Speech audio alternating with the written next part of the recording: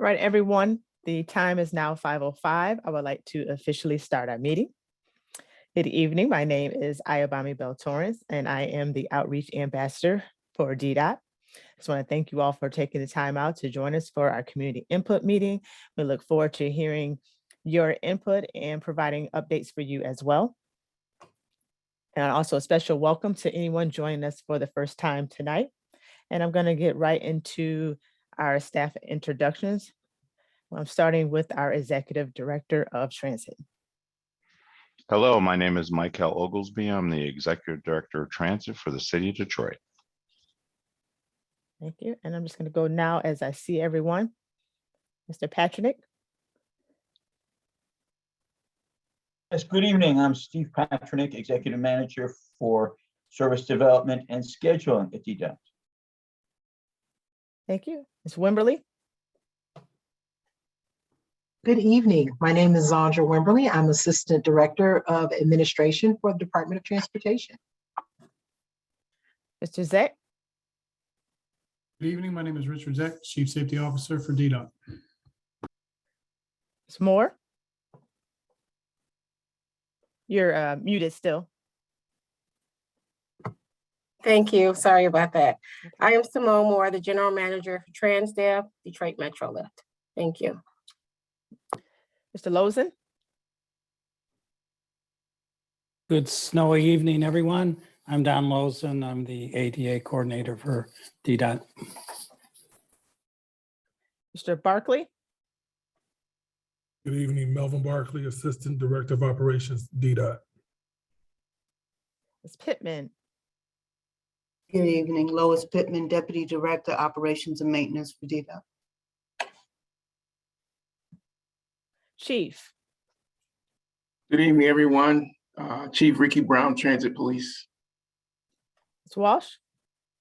Good evening, everybody. Mary Ann Walsh, Deputy Director of Administration for Ddot. Okay, and I'm gonna call a few with the camera off. Lieutenant Cross.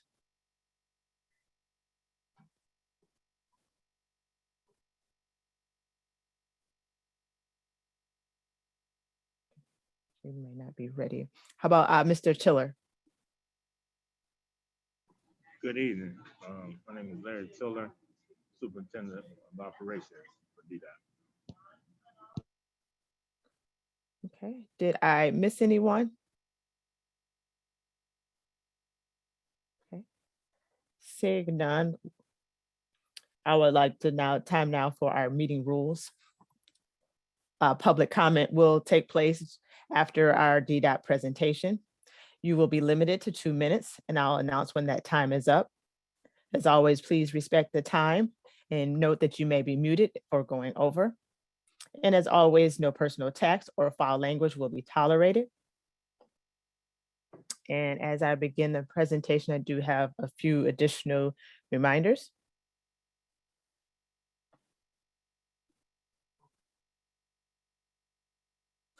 By participating in the Zoom meeting, you are granting permission for your name, image, likeness, as well as audio and video recordings to be used by Ddot.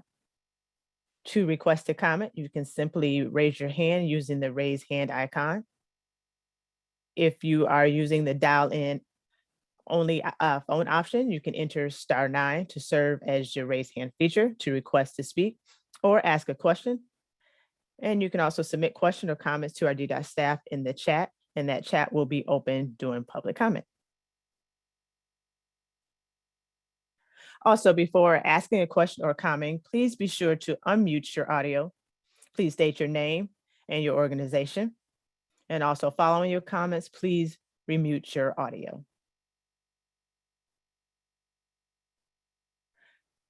If you haven't heard, the Ddot Cashier office at 1301 East Warren Avenue has reopened. And for general cashier office hours on Mondays, Wednesdays, and Fridays, the hours are 8:15 to 3:45. And on Tuesdays and Thursdays, you can go from 8:15 to 6 p.m. When it comes to masks, the federal government has extended requirements for travelers to wear masks on public transportation, including buses. That's through March 18th of this year. and in response to the ongoing risk of COVID-19 pandemic.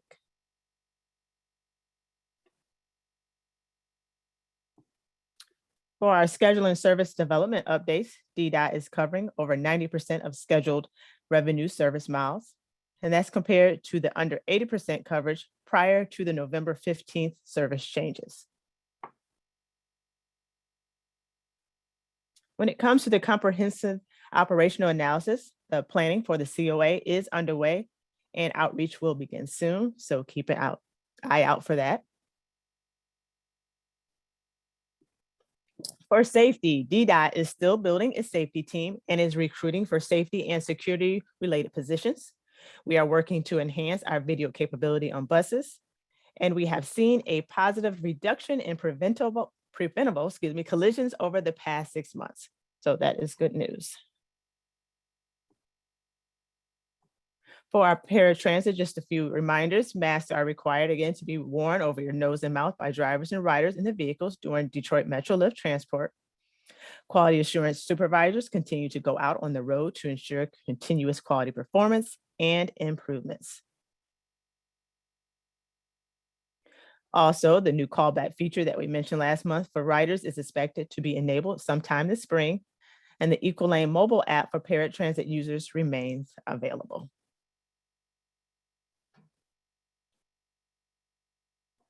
For operations, on Monday, we had 12 new operators start training, and they're expected to graduate in May. Also, 3 mechanics started on Monday. And in response to questions about the number of our operators, we are budgeted for 510 operators.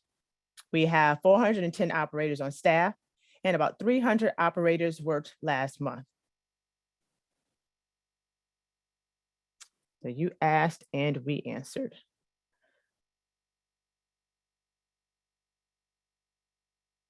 Of course, Ddot is still hiring, so please spread the word. For more information about Ddot employment opportunities, please visit detroitmi.gov/Ddot.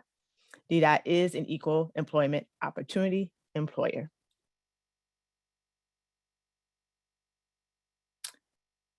And when it comes to our employees, health and safety remains our top priority as we continue to provide COVID-19 testing and vaccinations at our terminals for all employees, and that happens twice a week. In honor of Black History Month and Rosa Parks' birthday, we were honored to have Rosa Parks featured on 2 of our buses, and they can be seen running on various routes around town. So if you haven't seen them, please stay on the lookout. Of course, this was all made possible from our partnerships with Detroit Pistons, Priority Health, and the Knight Foundation. And thanks to the partnerships, many passengers were able to ride free. That happened on Friday, February 4th, and on Monday, February 7th. And more great news, if you haven't heard, Ddot is celebrating 100 years of Detroit Transit. Be sure to check out our website at detroitmi.gov, again, /Ddot, to take a look back at some of photos and other memorabilia through the year. When it comes to our upcoming meetings, our next community input meeting that takes place Thursday, March 17th, same time, 5 p.m. And that is all the departmental updates I have. As I've been saying, our website has a lot of our up-to-date information, detroitmi.gov/Ddot. And you can always follow us on social media. That's Instagram, Facebook, or Twitter at RideDDot. And it is our public comment time, but before we start calling our first person, I would like to acknowledge that we did receive, one moment, please, I'm sorry.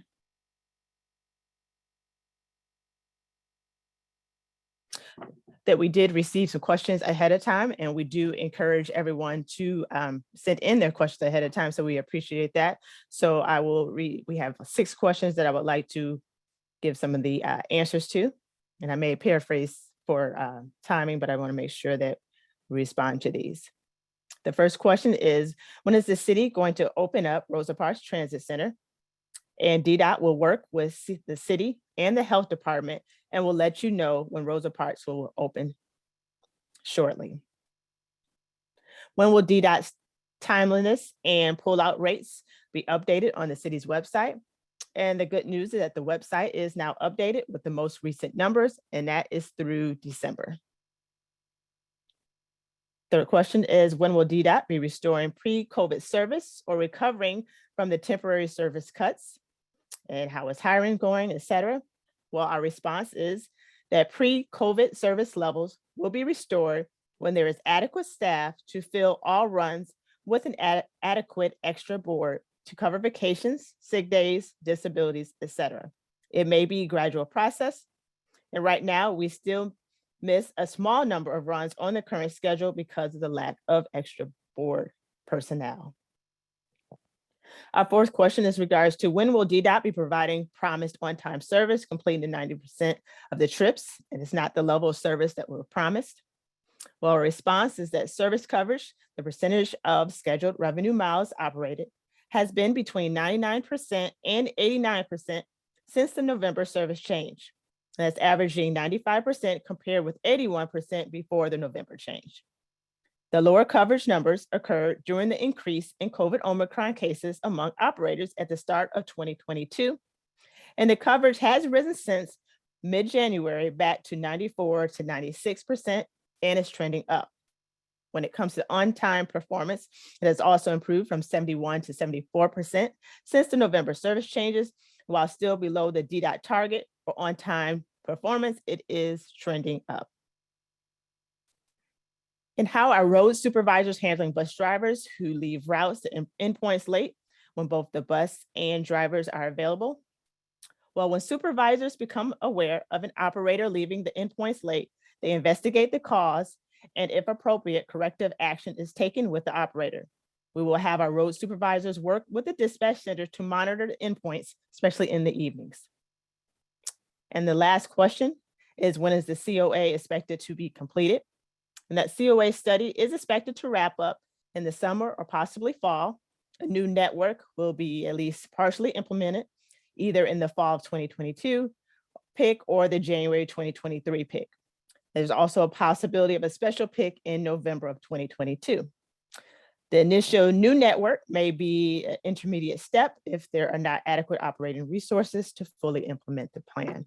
And as I mentioned in the presentation, the outreach will be coming soon, so you will be hearing more about the COA. Again, thank you for those questions submitted early, and we encourage others to do the same for next month. I would like to turn it now over to my colleague, Kristen, to call our first person, and I will be opening up the chat as well.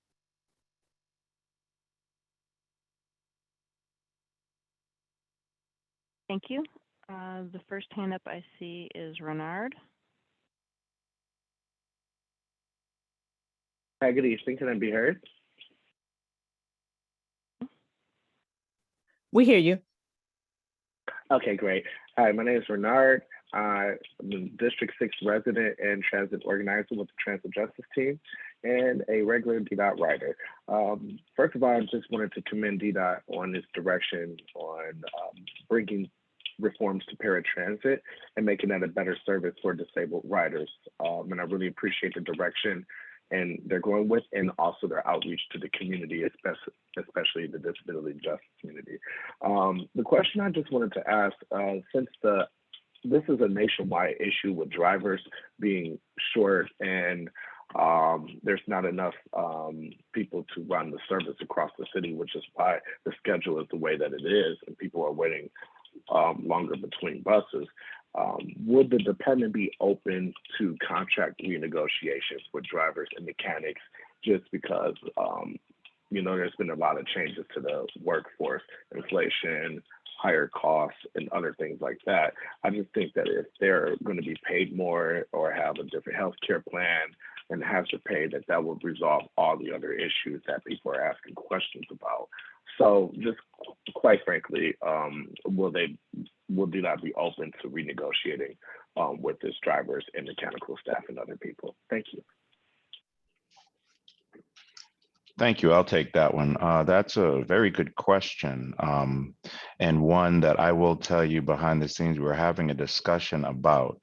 One of the challenges in moving forward with that is that we just recently ratified a contract which gave a large increase, bringing them up to actually a little bit past in some categories, our sister agency SMART. So that was a monumental step in the history of Ddot, but it doesn't necessarily mean much when you have a pandemic and you have all of these things going on. So I'm going to say to you that it's not off the table, but it takes a few hoops to jump through to get to that point. There is discussion. I don't know how, it's not really moving along that fast right now. The major discussion that we're hearing, especially from the union, goes more towards the need and request for hazard pay and the like, because that is something that can be done a little quicker.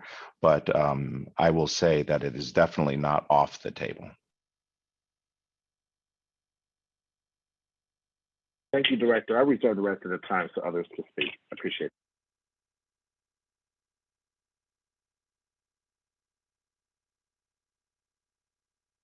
Thank you. The next hand up I see is a phone number ending in 117.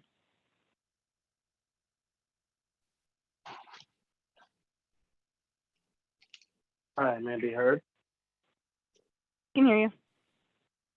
Hi, my name is Andre. I'm a lifelong Detroit resident living in District 2. And I ride Ddot quite often. I work in the city and I work for the city. And one of my main concerns is the cleanliness of the buses, especially in the wake of COVID. I feel as though certain buses aren't kept as clean as they can be. And also another concern of mine is, as previously mentioned by many others, the timeliness of the buses coming. They're quite unreliable at times, even in the downtown area, such as the Woodward bus, the Grand River bus. I find myself waiting an extra 15, 20, maybe sometimes even 30 minutes for a bus, only for it to arrive, unclean and just unreliable. That's the main issue for me. And also another thing too, certain bus stops aren't properly equipped for people to stand there and wait for a bus. Oftentimes there's just a pole there. We would like more seats and even covered possible, waiting areas. But that's all I like to say. Thank you for everything you guys are doing and will do in the future. And I wish you all the best. Enjoy your evening. Thank you for that information. Melvin Barkley, Assistant Director of Operations. In terms of our cleanliness of our buses at the end of the line are touched up for sanitary reasons to help sanitize the vehicles. We're also working at night times. Our crews are cleaning the vehicles when they come back to our garages.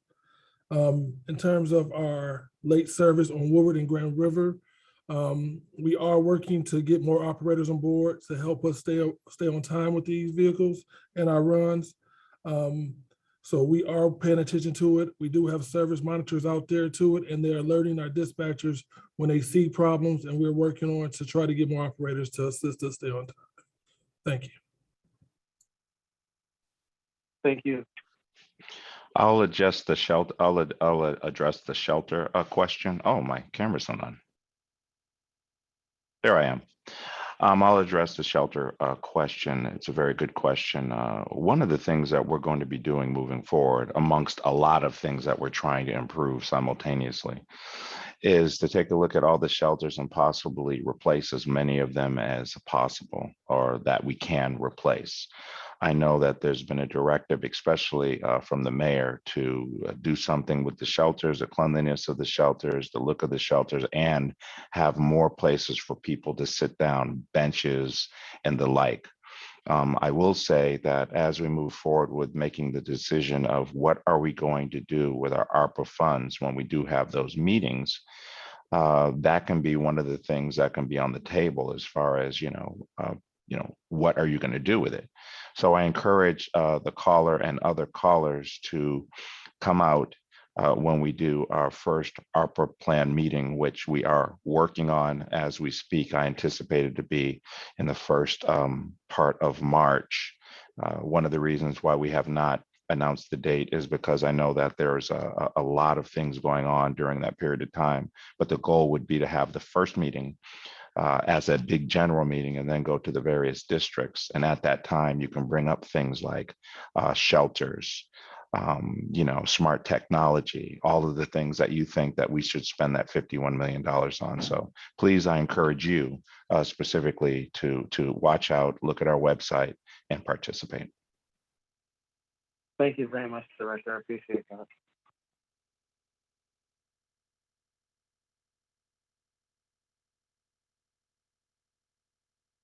Thank you. The next hand up I see is Robert Pawlowski. Can everyone hear me? We can. Perfect. Good afternoon, everyone. Robert Pawlowski here from Southgate, Wayne County, currently in Midtown at the moment. At the moment is congratulations on getting on celebrate by bringing buses with the Rosa Parks theme on them. I absolutely love it, and I just love what you did there, especially to celebrate Black History Month. So kudos to you, and keep up the great work on celebrating and the first. Every time I come to these meetings, there is a line full of people waiting to speak. The RTA hosts a CAC meeting every 2 months at the last week of the month. It's called.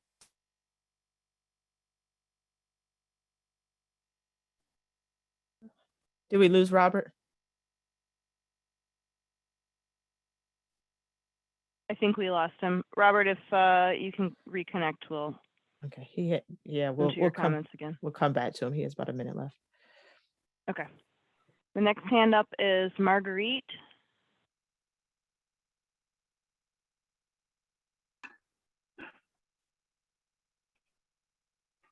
Thank you. Good evening. Today, I would have been answered.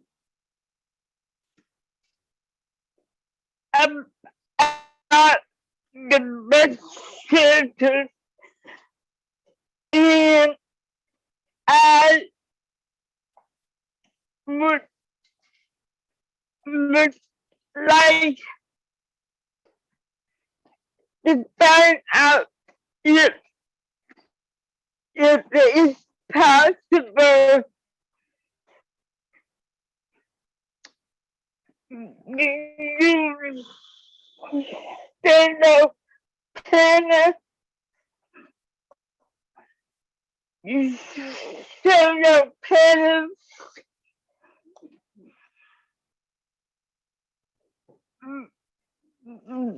the the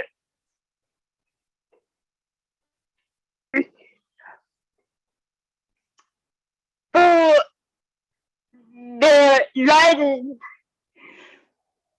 and I would like to figure out if we ever go back to in person, I would be willing to educate all operators and Paratransit operators how to approach people with all different kinds of disabilities, because we all need to be treated with respect and kindness. I'm done. Thank you.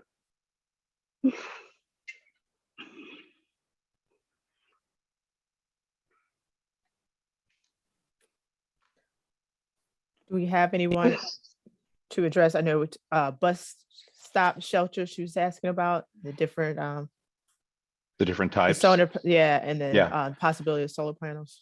Okay, so that's fantastic. I'm so glad, Marguerite, that you brought that up. And again, when we go through the ARP funding portion, there are a few things that we're going to put down as a baseline for discussion, and then you can give that input and we'll put it up on the wall. I don't want to put it up prior to our discussion, but I will say to you that some of the options at the shelters go well beyond bus stop shelter, solar panels.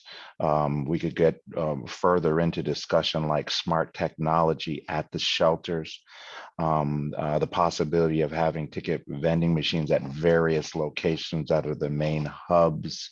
I mean, the sky's the limit. Also, I think it's important when you talk about solar panels and solar lighting and smart technology, it all comes together now to a point that you can actually have, I don't know if you're familiar with it, but there's a pole that has the time that the bus will come.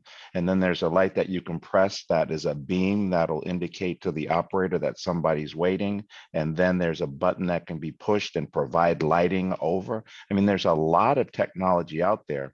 And those are the fruitful discussions I expect to hear about. And of course, I'll be participating to kind of also throw out ideas with a lot of my creative staff to be able to come up with a solution. So I think that part is important. And I think the other portion, there was another part that was mentioned about the operators. I think it was, and again, I apologize, my connection goes in and out, but I think it had to do with respect, being treated with respect and kindness and training of the operators. Yep. I think one of the May I say that, please?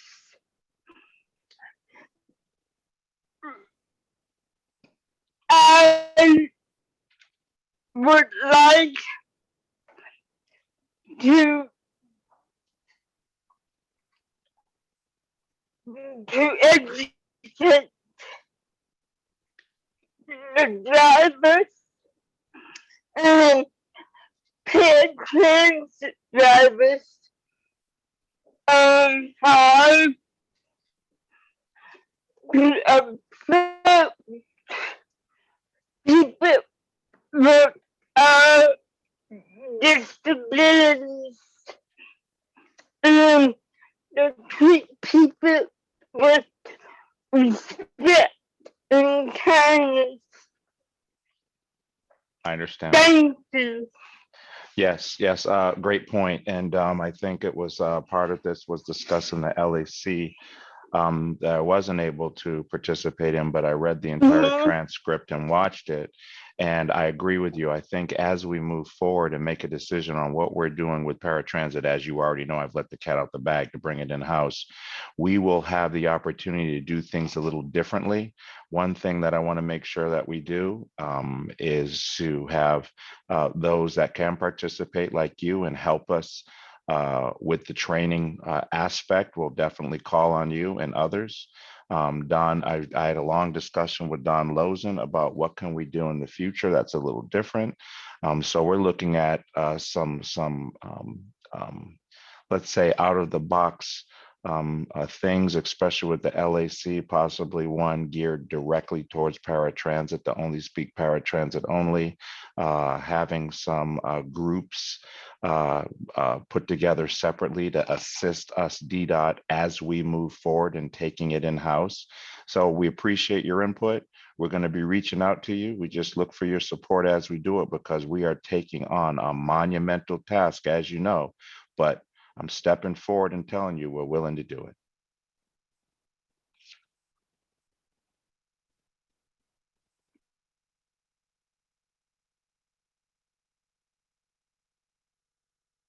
Thank you. The next hand up I see is Lisa Franklin.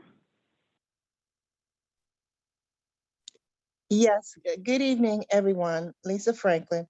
CEO and founder of Warriors on Wheels. Very good point, Marguerite, about the solar panels and the energy at the bus stops. To piggyback on that, I'd like to see them with charging stations for people who have power wheelchairs and cell phones that they may need to have charged while they're out in the street.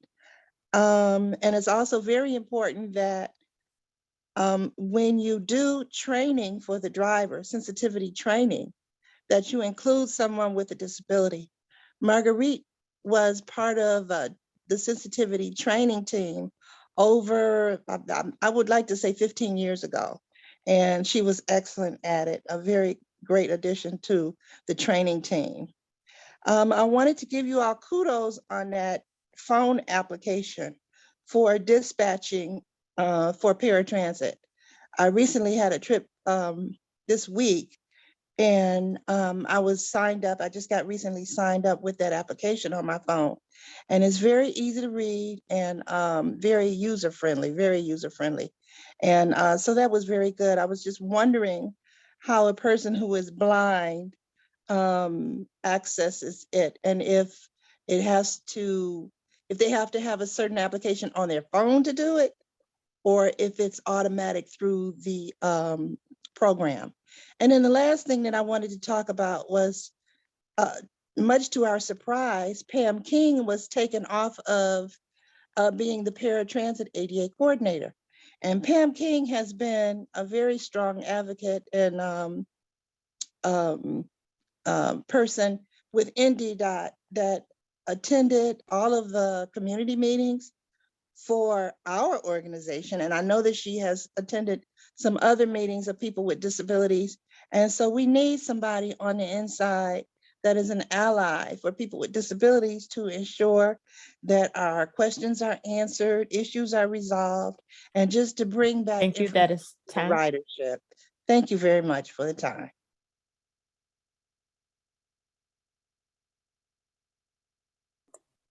We'd like to Thank see you. Pam King back. That's it. Thank you. I'll mute. Thank If you. I can speak to that.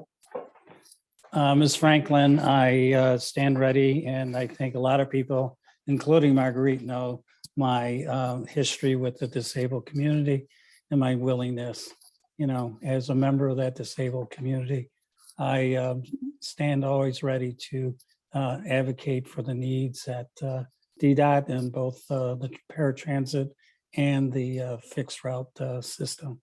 So you have an ally, and you have somebody. I'm always available. You know how to get a hold of me, and be willing to listen, willing to advocate, and willing to drive forward any appropriate agenda that the community puts forth. Okay, well, we meet every Monday. I'll make sure you get the link. Thank you, Don. Okay. Thank you. Simone Moore, Transdev. And just to piggyback off what Don said, we have been working with him very closely since 2017. And it is good to see him back in the saddle as an advocate and a great ally, very responsive. So thank you for all that you do, Don. In regards to the Paratransit app, thank you so much, Lisa Franklin, for the feedback regarding the Paratransit app. I'm glad that you had a great experience with the mobile application. For those who have visual impairments, many times they use some kind of application that's downloaded. It's usually a screen reader. There were some discrepancies that our team is working through, and I've communicated that to our community that has that mobile app downloaded and experiencing some technical difficulties. But otherwise, the app is successful with that one glitch that we're working through. So I appreciate your feedback.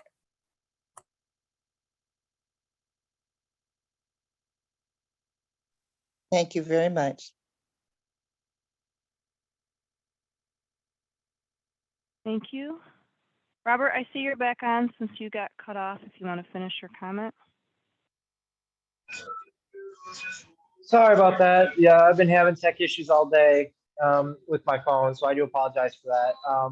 So getting back to what I was saying, the RTA has a CAC, which is the Citizens Advisory Committee for anybody that has not joined the Citizens Advisory Committee with the RTA. It talks about issues within the system and within our 3 systems, what needs to be done and what needs to be implemented going forward. For all the people that come here regularly to these meetings, for example, Cunningham, Renard Mashunsky, Rochella Stewart, all those people would be perfect people to put on a CAC if Ddot was ever to make one. It really is something right here that, you know, to get together as one and not have to constantly come to these meetings and unite as one to form a CAC and talk about real issues in the system that needs to be done would be wonderful. And I really, that's a suggestion for you, Mr. Ogletree, to look at if possible. I know that we only have an LAC and a community input meeting within our Ddot system. And I think adding the CAC to talk about real issues in the long term, not just on the COA, but for other issues regarding our system. And that's the biggest thing right here. And the feedback, like you know, I've said to you before, and you've said to me, the input is the biggest thing in our system, and especially with these service changes. And I really hope to see some type of committee or something being formed to where we can come together as one, and you can get the citizens' take and other citizens that don't even live within the city to take Ddot That is time. and have a committee to focus on real issues. Thank you so much. Robert, great point. As you know, I participate in just about everything RTA related because I'm sort of the conduit from whatever goes on with RTA into the city. So I have to keep my finger on the pulse. And I agree with you. You know, not just the CAC may need to be formed, but a whole bunch of other committees also to give people the voice to be able to let us know what's going on and how to fix things. So I appreciate your input in that, and I'm going to take that to heart and figure a way amongst all the other things we're trying to do, because as you see, we're trying to change a lot in a short period of time. But I will bring that back to my team, and let's talk about it. Don't be surprised if you don't get a phone call from me. Thanks. Also, one more thing, congratulations on the service, the ridership, 90%, that's pretty good. So I just want to give you, you give yourself a pat on the back for that one. 90% is better than 80%. So good job on that. Yeah, thank you. And I just want to say, we're not just resting on our laurels. We're not just gonna be happy with that. We won't be happy until we're at 100%. And at times we are hitting 100%. But one of the things that is really frustrating, and Mr. Paratransit can even talk about this, is we have it structured in such a way that we can hit 100%. But unfortunately, we have an extra board, which is additional operators on standby to be able to pick up work should it be needed throughout the day to make that 100%. But unfortunately, given what's going on, and I'm not even going to say it's a pandemic, it's a mixture of things. People are either calling out sick, or there was a list already that was listed that are taking place. By the time we start our service, we have used our extra board just to be able to make pullout. And then as time goes on, when we need our extra board, it's not there. So but it's far and few between. It's a lot better to miss 1 or 2 runs throughout the day or in the morning versus having 40 openings. And that's really what was happening. So to those that are complaining that there's a longer time between the delivery of service, prior to us making the change, the time was very long. I was hearing 2 hours, I was hearing all kinds of stuff because we had a schedule set up without enough operators to fill it. We've right-sized the service. The service is getting stronger and stronger. And as we get more operators, now we can build back up. And now that as we build back up, we'll be providing more service miles and accomplishing more service actual to budget, which will be reflected in more service out there in the field. So I don't know, Steve, if you want to piggyback on that a little bit. Yeah, I would say before we add more service, I would want our service coverage to be 100% or close to 100% consistently, because we need to provide what is in the schedule. People are counting on it. They're depending on it. And a healthy extra board should be probably 15 to 20% of the operators. So right now we have a pretty thin extra board on weekdays and we have no extra board on weekends, and we're still asking operators to volunteer on their off days to cover open runs. So ideally, we would have enough extra board operators that everyone would be able to have their days off, and we can still provide all of our service. Yeah, and 90% is perfect. You know, it's not all there, but still 90% is you're heading in the right direction. So keep up the good work and keep Ddot on the road and, you know, keep plowing away. No, I appreciate it. And, you know, now that we're hitting that 90% mark and above, the goal now is to start focusing on the on-time performance, which one caller talked about. It's like service came, but it came late. Okay. So let's get our on-time performance on lock. And once we get those two things going and we get the additional operators, which I anticipate, given some of the aggressive techniques that we're going to be using, I see this service when we get it back being stronger. So I no longer say when is it going to be pre-pandemic, because when we're providing the service miles that reflect the past, the service itself will be much better. And we're seeing it get stronger and stronger on a daily basis. So stay tuned. Thank you. Keep that up. Keep the numbers up and keep it up. Thank you. Thank you. And the next hand up I see is Ms. Stewart. Good evening, Director Oglesby. This is Rochelle Stewart, Transit Justice Team, Detroit People's Platform. I'd like to say thank you for all the positive changes that you have got done, and especially for bringing back MetroLift to Ddot.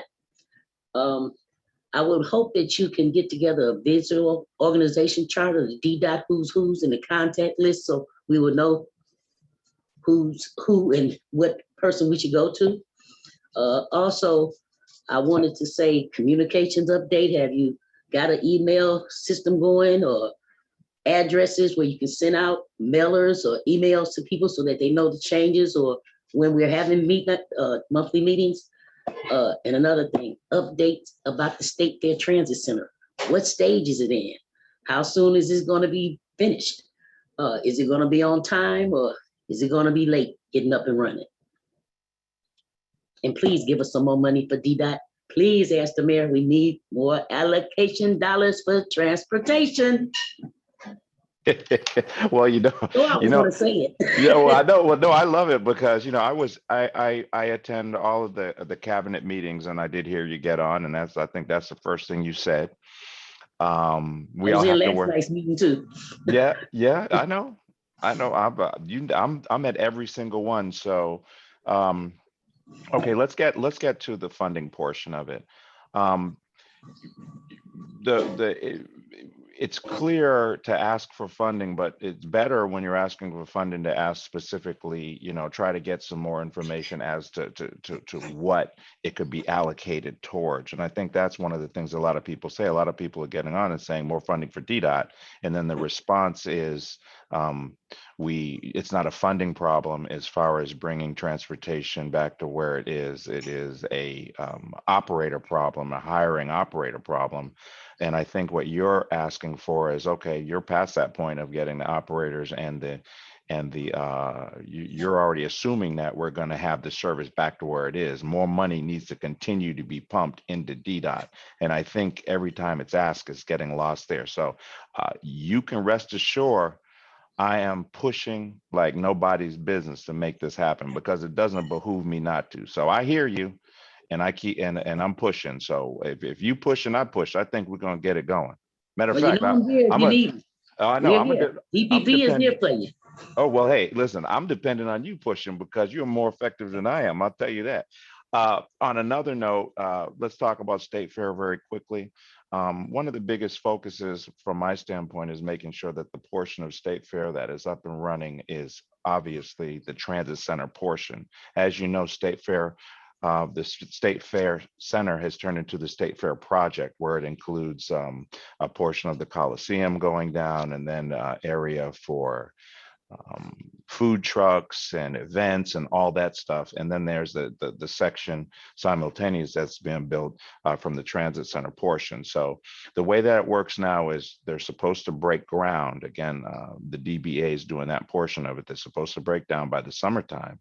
Is my understanding that it should be up and going by the end of this year towards the first quarter of next year. So all I can do is report to you what I'm told right now. But you and I will both know when the rubber meets the road, when we see some construction happening. And I will tell you, I drove over there the other day and they already knocked down a portion of the cattle barn to start the production of it. So we've started it rolling. I'm on top of it from the transit standpoint. So the second that happens, we're going to let the people know exactly where it is. I'm going to encourage my staff to have a portal or some information put up on a regular basis on the website. Okay, thank you. And I will be in on those ARP meetings. You know that. You take that's care good. of everybody. Thank you. Everybody have a blessed evening now. Thank you. Before I had a quick question for Ms. Stewart. She mentioned about the emails, and I know we have been emailing for a while now. So have you not received any of our emails? And those 2 were sent out for this meeting alone. Yes, I got the emails. Oh, okay. Okay. I was just wondering, is it, all city where people, whoever you got email addresses or addresses is getting them? We're getting as much as people. We have a link on the website. So we're, asking people to provide them there, or, you feel free to share. So okay, everybody on this call, provide your email so you can get these emails so you know when there's some meetings going on or whatever changes is in Ddot. I thank y'all. Thank you.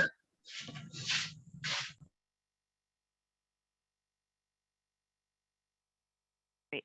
Mr. Verse, you're the next hand up.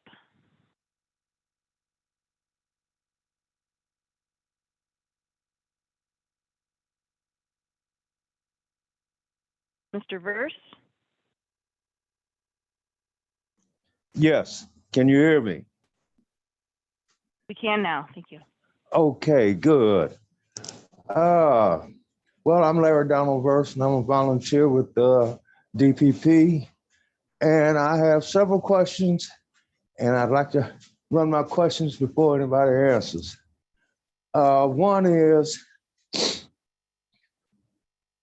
how should I put it? What is the list of things that bus drivers, the rules that bus drivers are supposed to enforce, and where can I find them? That's one.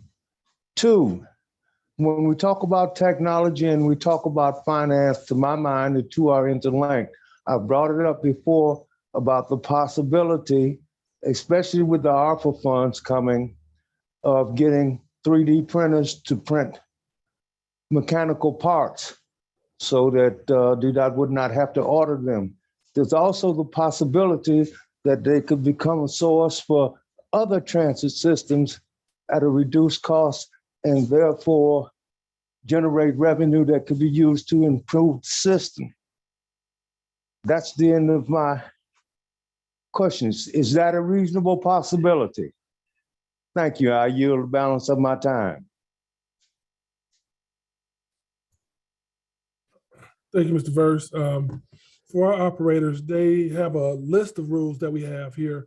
Ddot has our own policy and procedure books that we have with the rules and regulations for operators that we follow.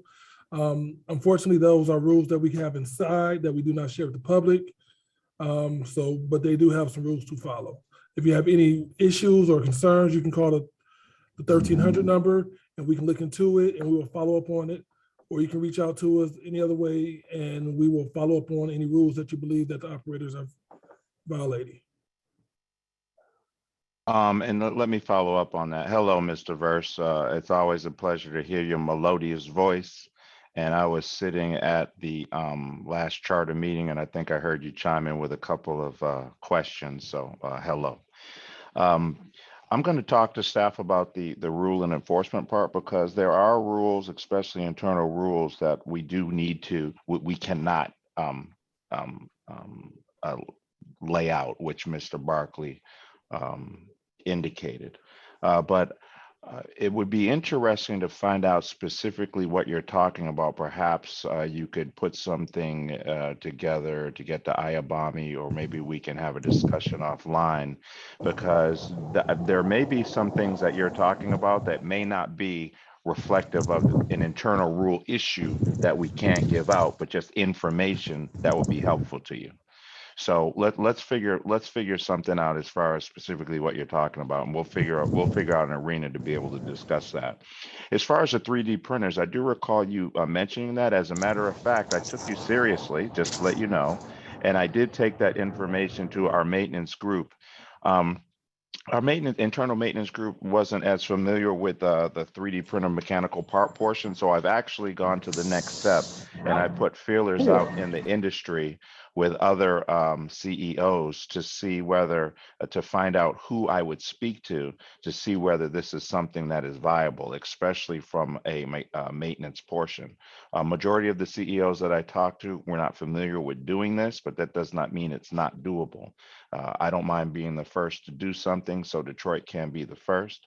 I will tell you, I wish that 3D printer could print drivers, because I really need some operators. So if I can figure that out, I'm gonna get the drivers first and get the parts later. But I'm still looking into that. I did not forget about you, and we're going to keep looking at that. And when I do find out, I will give you the appropriate answer as to whether it's viable or not.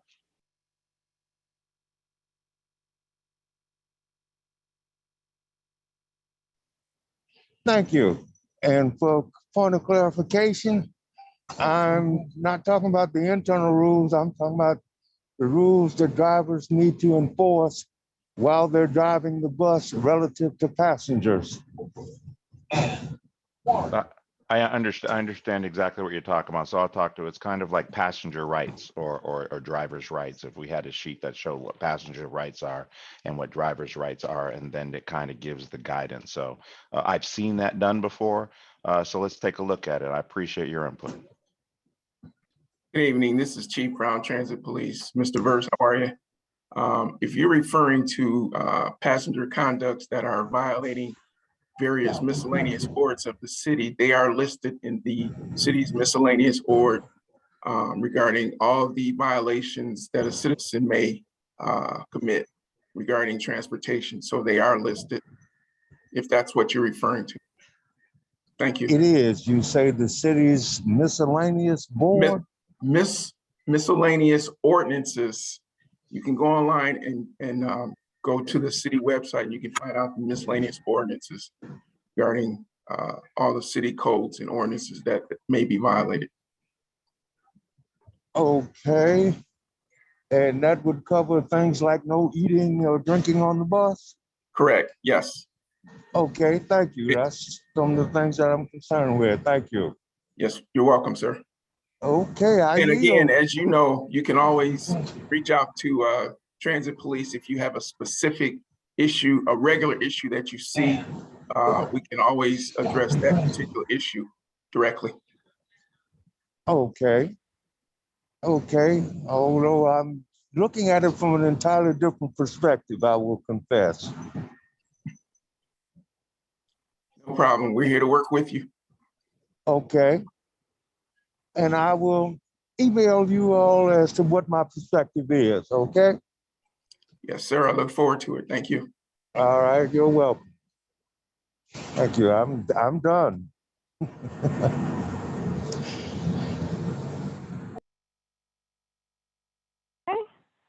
The next hand up I see is Mr. Young. Hi. Can you hear me?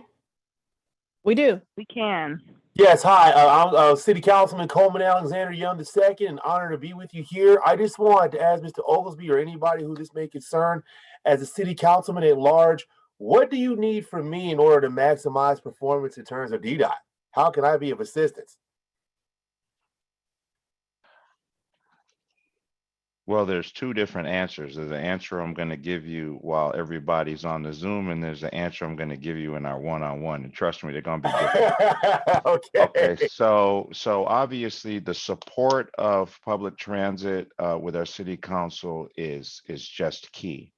You hear the frustration in the people's voices when they call during public session, and you hear the frustration here.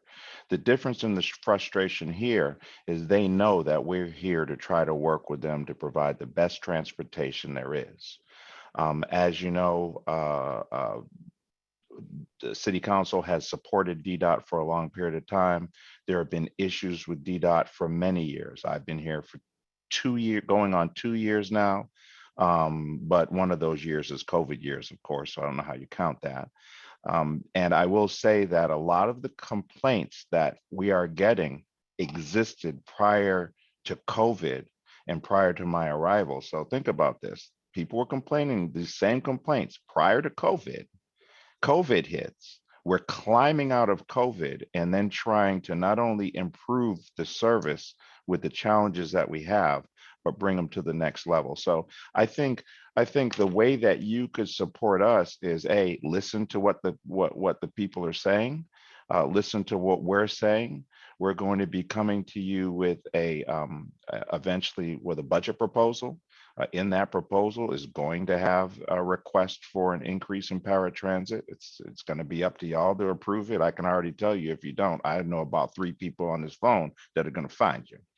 But with that being said, I mean, we really need to find the money and put it into public transportation.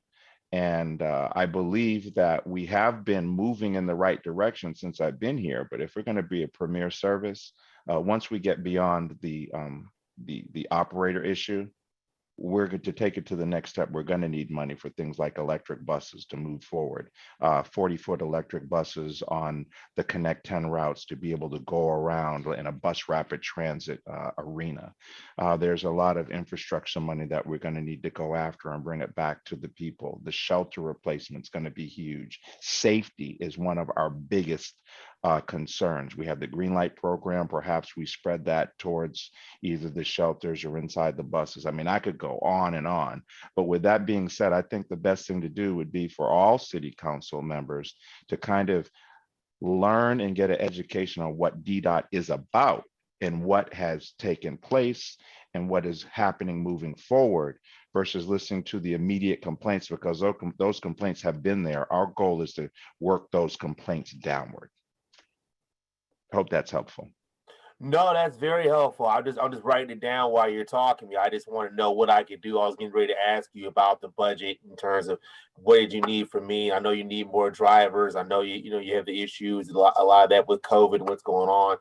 I was going to ask you about just mobility as well. Is there anything in terms of investment you need or anything that I could do ordinance wise just in terms of mobility and things of that nature? Yeah, absolutely.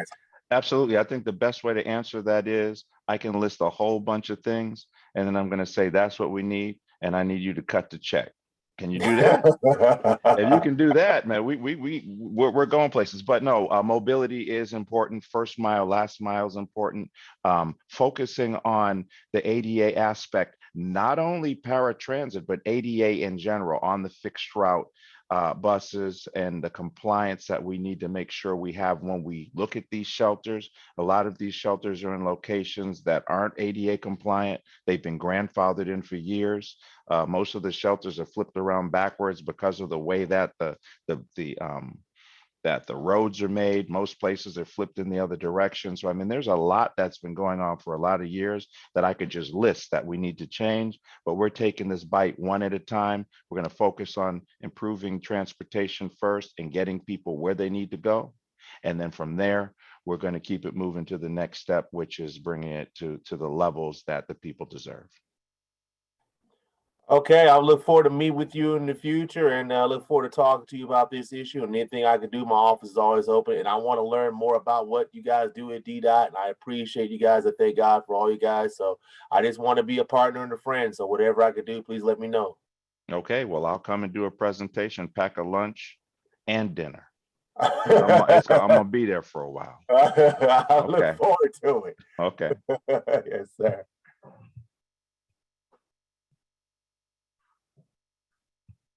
Thank you. Mr. Cunningham, let's,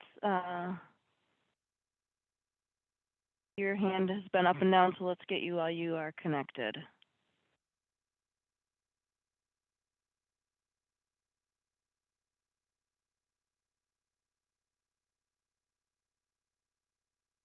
Mr. Cunningham?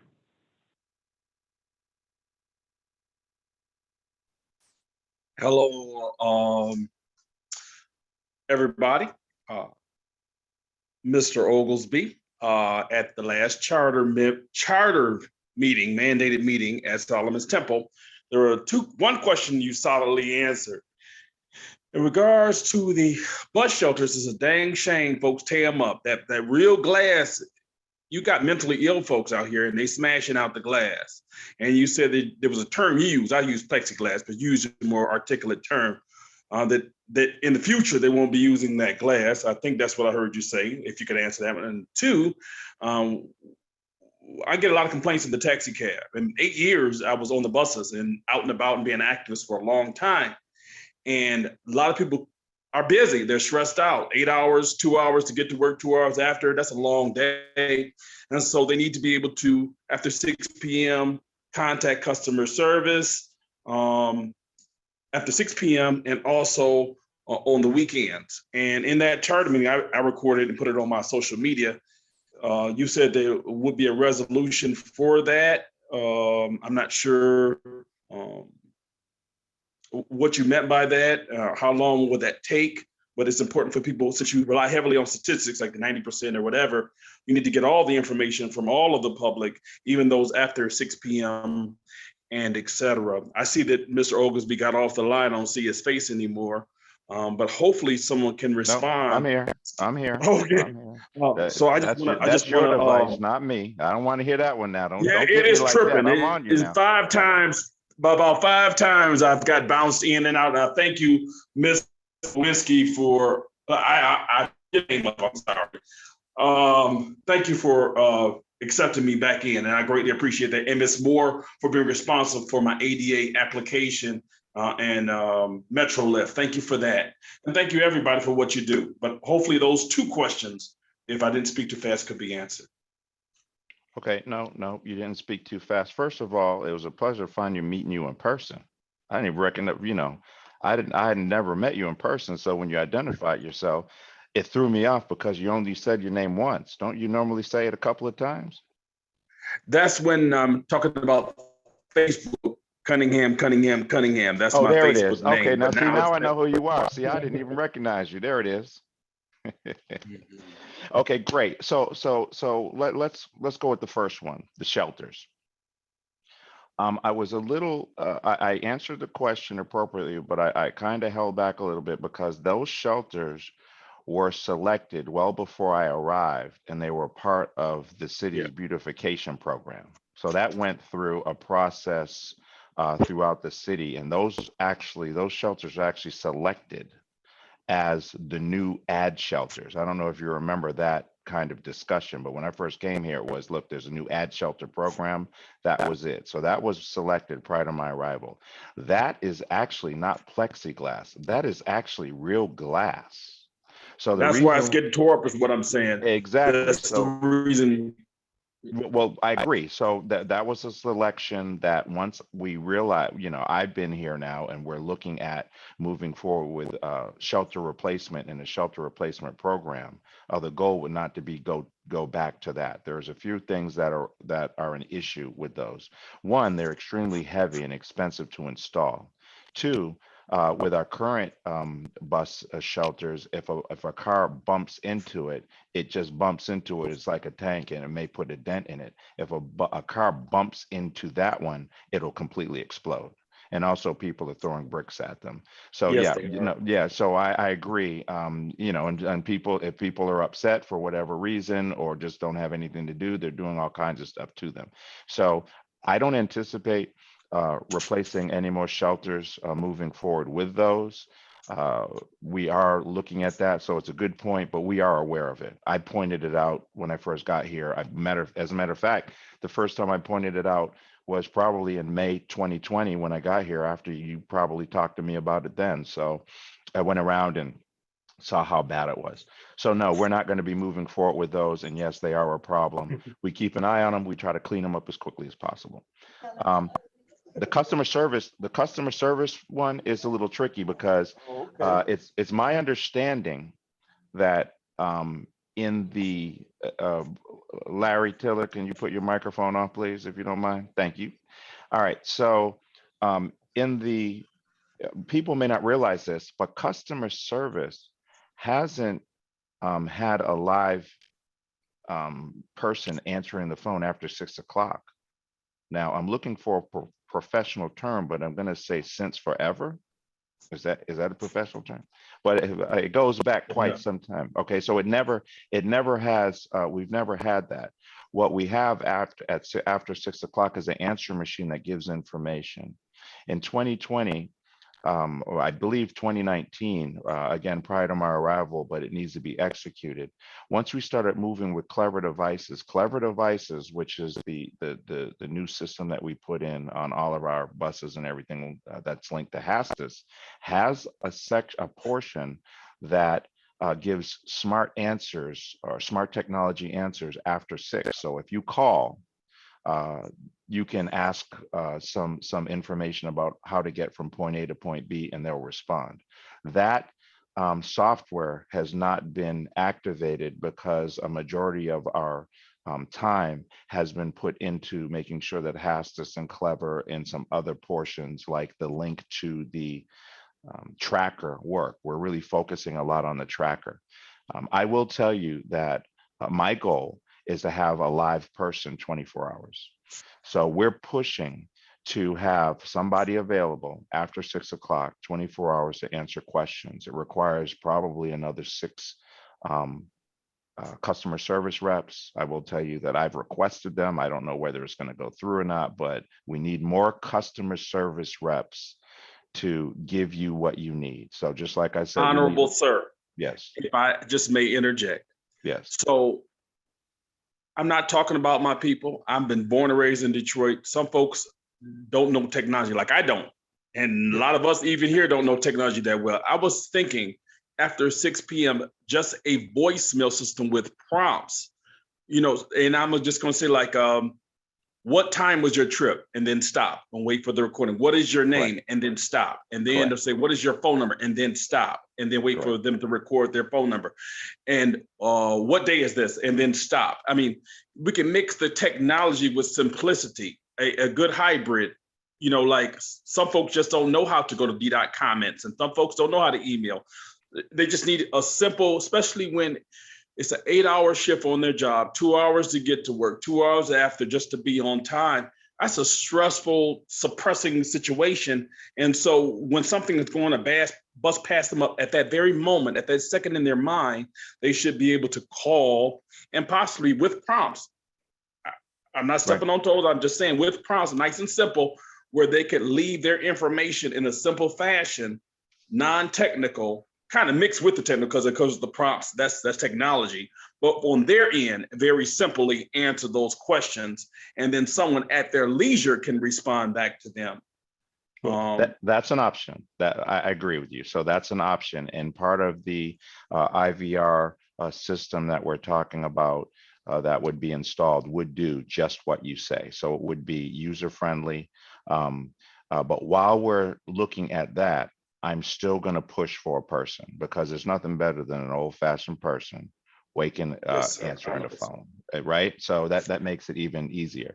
And just to let you know, since you call me honorable, I'm going to call you King Sire. So King Sire Cunningham. You crazy? Right? No, sir. No, okay. sir. No. So I just want to give you respect, and I just didn't want you to feel like I was disrespectful to you at the charter meeting. No. I just not feeling well. I just wanted to come in and say what I need to say. I have a technical difficulty with my phone, so I just said what I had to say. You responded, and then I left. And I just didn't want you to feel like I was disrespectful. Yeah, I went out looking for you. I went out looking for you because I needed a ride. I heard you give rides for the right price, so I was going to go out there and get a ride. All right, right. Mr. Oglesby, this is Chief Brown. May I interrupt real quick? Absolutely. Can we both ask Mr. Cunningham about his concert event at the district before meeting? He gonna call us from a concert. Hold on. Yeah, crazy. Okay. Elton okay. John was awesome. He was a piano playing fool. Well, I've never known anybody that goes to watch Elton John and then takes time in the middle of the concert to call in to talk about Ddot to the mayor's charter meeting. I've never seen it in my life. So I've been in transit 30 years and you showed me something different. So Multitask. And I'm Hey. passionate. It's not about trying to get authority. It's not trying to a political position. It's not about money. I'm passionate about people that ride transit. I'm not on any salary. It's just a passion. And in all humility, I thank everyone. And I pray for y'all and y'all pray for me. And please don't misunderstand me. I love y'all. And we just got to make this system better. I'm with you. I'm with you 100%. Thank you.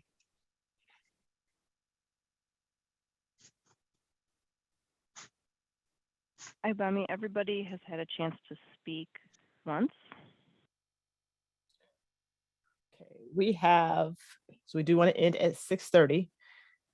There was, you said Ted Tesley had a question in the chat. Did someone answer that?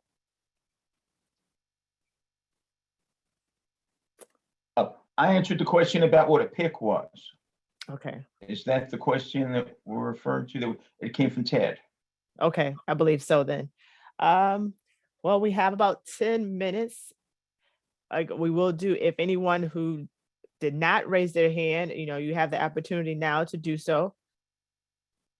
If not, we could take a couple more, but we will not get around to everyone, just giving you that warning because we will end tonight at 6:30.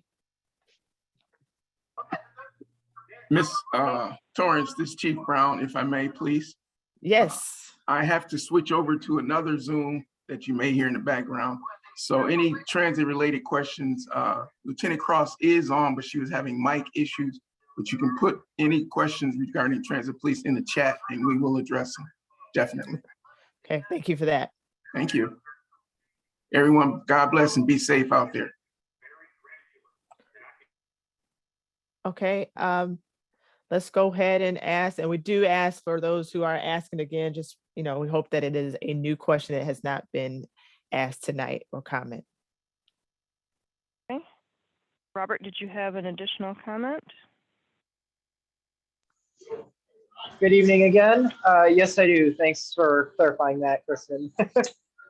So I'd really like to tag on two things. I know Chief Brown had to leave for the rest of the meeting. Well, hop onto another Zoom, but Iobami, is there a way you could forward my email over to Chief Brown for me? I do got some hotspots that have big crime around them. For example, queue line stops and some bus shelters as well. So if you could forward my email over to him, that'd be great. I'd like to get in touch. We could do that. And also he mentioned that Lieutenant Cross is on the line. So if you want to, I don't know if that's something that just needs to be emailed, but I'll make sure as well though, but we do still have. Okay. And the second thing, Mr. Oglesby, I know that you said before that you want to get out on the buses and just try to get a rider's perspective and just, get their take on it, get on some routes. When are you going to do that? Because I kind of want to tag along because, I kind of want to get your perspective on things a little bit, because the biggest thing here is the more we get out to the public and we find out this information, the best we can do to make the system better. What's your take on that? Truth be told, I've been out. So I've been out and about. I'm not dressed like this, so you probably don't. A lot of people don't recognize you. You can talk to a lot of the operators. I spend a lot of time in the driver's lounge and also in the terminals just to get the driver's perspective. But yes, I do get out there. I have no problem going out there as long as a lot of people don't know who you are, because after a while when you and I start traveling around, to figure us out. So I have just no put on an afro. yeah. Oh Lord. But I will tell you this. Yeah, I have. Let's talk. Let's talk about that. I can let you know when I'll be out. I don't do it. I don't do anything staged. I will tell you that. So one thing that a lot of operators hate, and definitely riders hate, is when you stage. I will be on this route on this date. Oh, the department head's going to be on this route at this time because miraculously I see the cleanest bus, I see the best operator, and I see, it doesn't come across. I don't really get a good feel for it. But I'm going to be going out with various people, including my head of safety, Richard, Zach, to kind of get various perspectives. And on top of all we do that, we will be getting riders' perspective. So I'd like to get out there with you, especially on some of the routes, and have a further discussion on some of the routes that we discontinued that were low ridership, and hopefully with the COA you'll participate and giving some of your opinions and your advice. I know you had showed me a couple of things as to how we could possibly find a way to make the ridership great on some of the routes that really weren't, and maybe bring them back. So we have a lot we have to do. So we'll keep you posted. Thank you. And I just would like to say, just keep up the good work you're doing. I know I've said it so many times to you, but ever since you got into office, you've done so much for this system. And I'm pretty sure the people of Detroit, including our council members, thank you for joining tonight, are really appreciative of what you've done, and just keep it up. And, I'd like to get out and do a ride along at some point with you to just get your take on what it is with, what routes do you think need to be fixed and what routes need to have updates. And that's the biggest thing here. So just keep plowing away, keep doing what you're doing, and everybody at Ddot, keep on doing what you're doing and keep on making this system great, because the more that gets done, the more this system's going to thrive. So keep it up, and thank you so much. Thank you for the input. And Kristen, remember that I'm not technically savvy, but I may have to travel around with you recording some of it so we can kind of post it and people will be able to see some of my reaction, and we'll go from there. I knew you were going to say that. All right. Robert, I don't know if you saw the chat, but Lieutenant Cross did ask that you go ahead and put your the hotspots in. So if you can go in chat and do that, you might be able to get a response, or at least she'll know tonight. They'll know tonight, excuse me.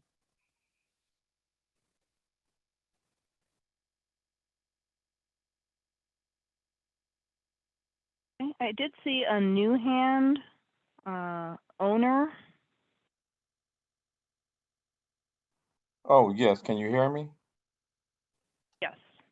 Oh, yeah. I just want to say I catch the bus over years just to park and catch the bus if I was going downtown somewhere straight, And last few years I was in a bad car accident, and I don't drive.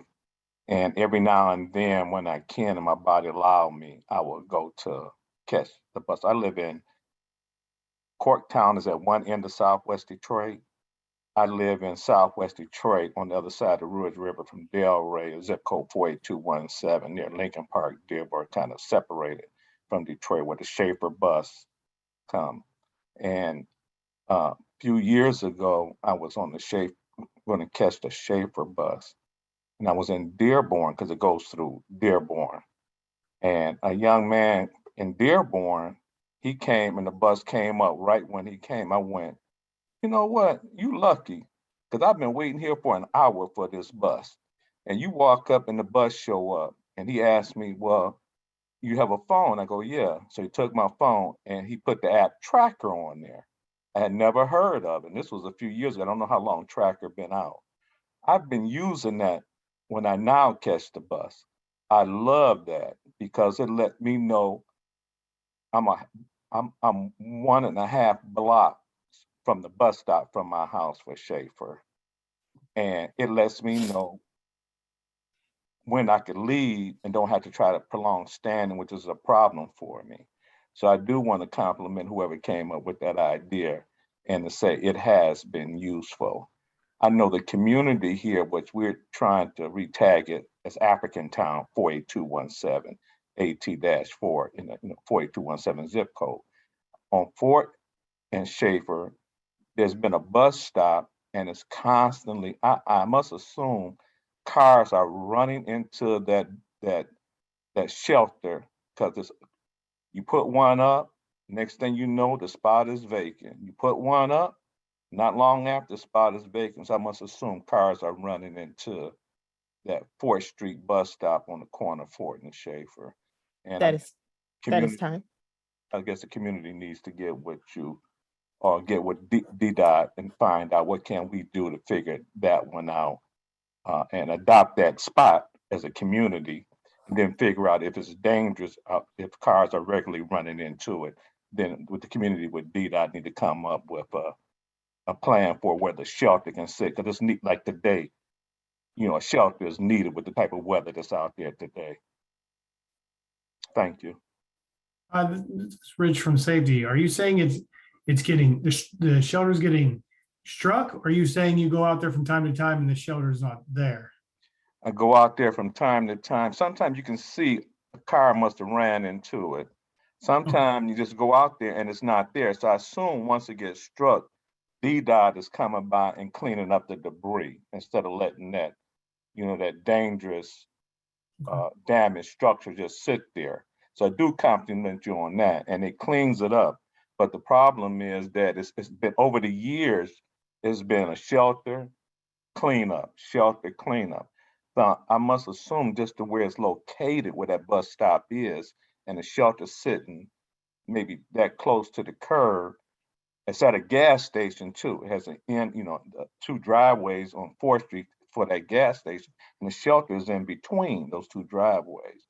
So I think that the community need to be in a discussion and getting information if that's happening from Ddot, and then we all come together and try to figure out a plan how to set up a shelter. Like I said, because when the weather is bad, like today, when people have to catch the bus, the shelter would be a good spot for them to stand in or trying to stand out in the cold or stand up underneath the awning of the gas station and then the bus zone pass if they don't see nobody at the bus stop. But the person is trying to get out of the rain, the ice and all that, and don't make it back to the bus stop and to catch the 4th Street bus at the zones pass. So we'll be getting in contact with you here in African Town, 48217, about how we can work together on resolving that issue.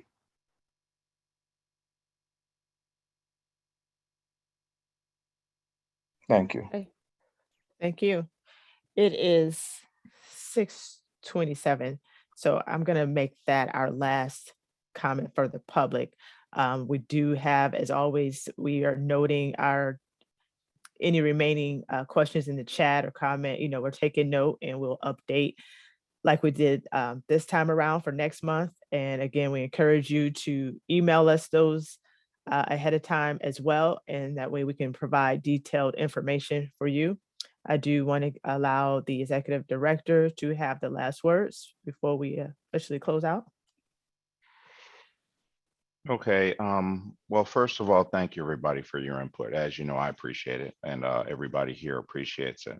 Also, I noticed that there is a lot of questions in the chat. Some were answered, some weren't. We'll make sure that we get that information to you.